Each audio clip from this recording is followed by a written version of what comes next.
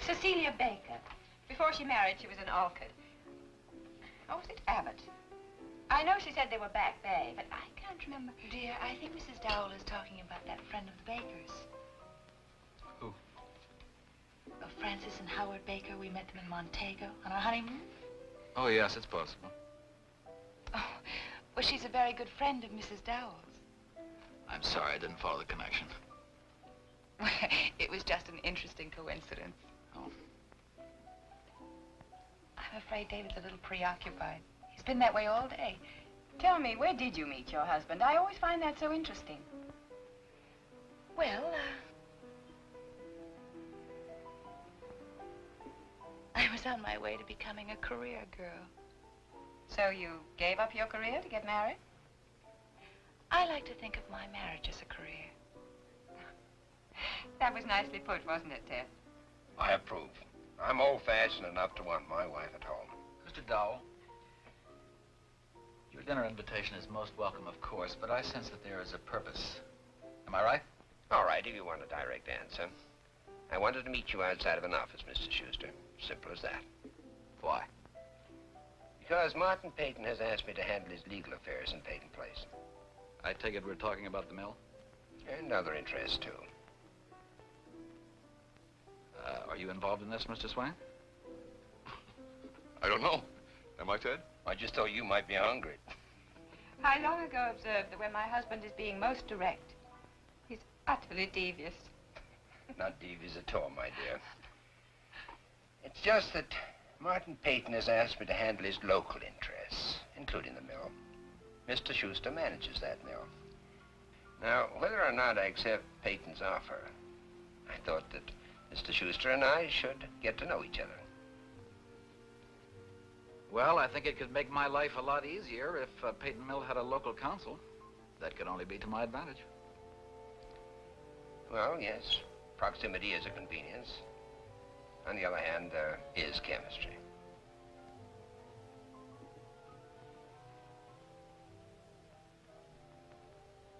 I think their chemistry will work very well, don't you?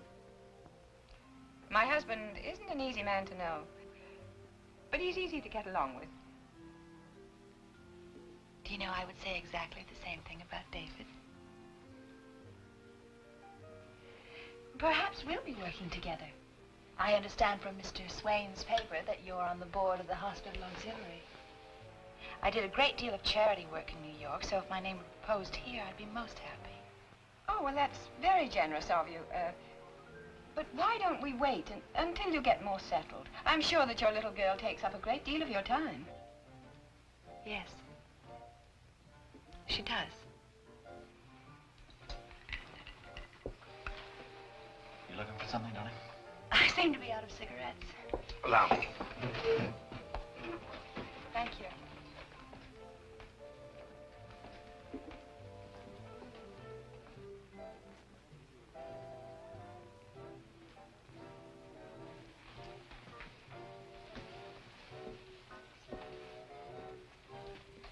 Any change?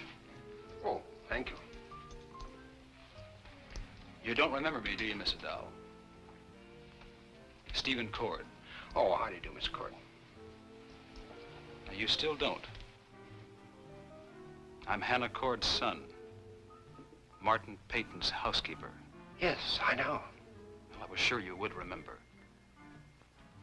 Exactly what are we talking about, Mr. Cord? I have some papers for you from Mr. Peyton. Oh, I can bring them by your office in the morning. if you have them here, I can save you a trip. Why don't I pick them up later? Well, there's no inconvenience. I'm staying here. I'll wait for you in my room. Good. I'll see you later, Mr. Cord.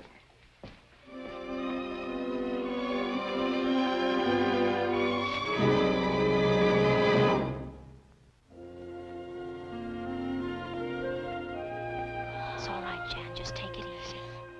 I'm such a baby. I can't help it. No, you're not. You're just fine.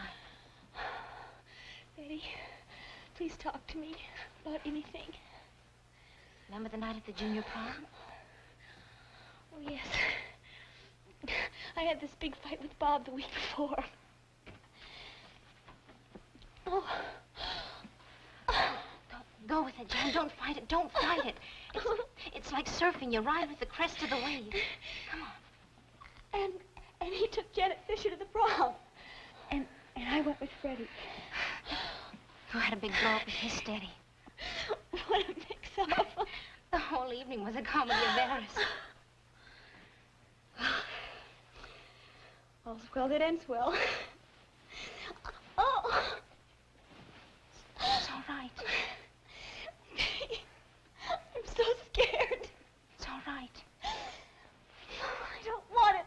I don't want Yes, it. you do, Jan. You do want the baby. And in just a little while, you'll be talking about a second one and a third one and a... You just wait and see. Please hold my hand. Miss Anderson, would you please get Miss Choate? Yes, We're almost ready.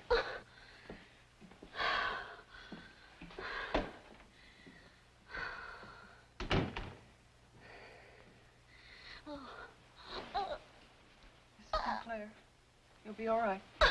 Now breathe deeply. Relax. Take a deep breath. I'll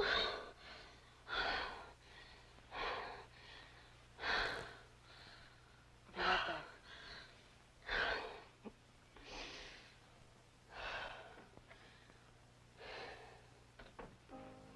I guess as psychiatrists, we ended up with egg on our face. Sometimes it's difficult to help people, no matter how much they mean to you. Dr. Rossi, telephone. Excuse me. Thank you. Hello? This is Claire Morton. Yes? I'm sorry to bother you at dinner, but it's Mrs. Sinclair. Who? One of Dr. Burge's patients. Mrs. Sinclair is about to deliver. Any complications? No, I expect a normal delivery.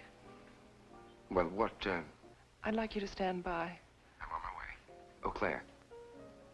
Are you all right? I'm fine. Now. I have to go to the hospital. Mrs. Sinclair is having a baby. Bob Sinclair's going to be a father. Yes, you know him? Yeah. Bob and I played football together. Why don't you come over to the hospital with me, then?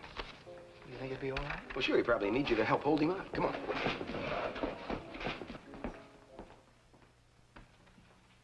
Come in, please. I must say I appreciate Mr. Peyton's thoughtfulness in sending you here personally with his legal material. Mr. Peyton is a very thoughtful man. I imagine you don't have much time now. Mrs. Dowell is waiting. I'll get the papers for you. There you are. Peyton Papers, Volume 1. Quite a lot to assimilate. I'm afraid it is, and there'll be a good deal more to follow. Well, I had to make it my business to assimilate those two. Good night, Mr. Gordon. Oh, there's one more thing. Mr. Peyton also asked me to deliver this. It's a letter, personal. Thank you. You might read it now. I do know its contents.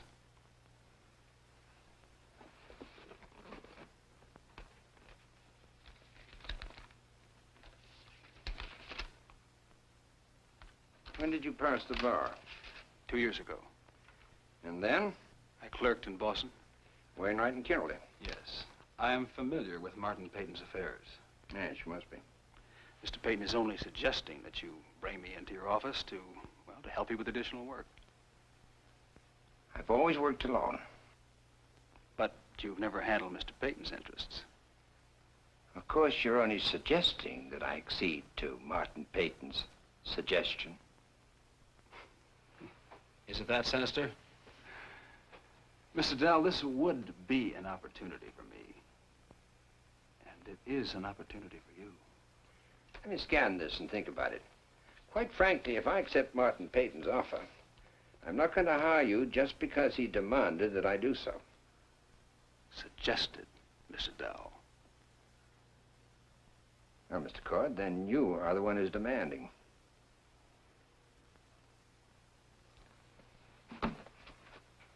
You'll be here tomorrow, afternoon? Yes, sir.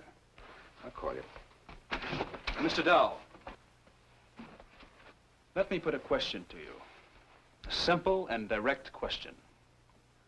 Are you resisting because you don't like suggestions? However valid they may be, from whatever source they may come? Or shall we be perfectly fair and frank about this? Are you resisting it because I'm Hannah Cord's son?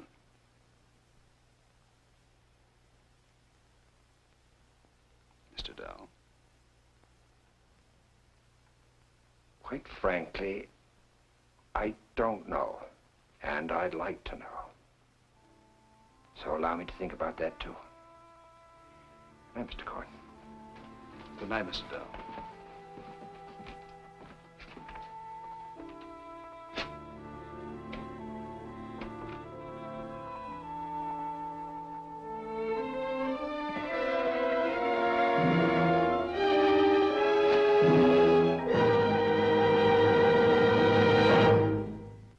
Preview from the continuing story of Peyton Place. If you feel that we do, then we'd better go back to New York. You're blaming me for making you come here. We're back to that again. Well, you brought me to it. Mrs. Jackson, I didn't come here to start an argument. That's good. But I did come here for a reason. I came to see you. Why? I tried to be a saint. He wanted me to be a woman. Who?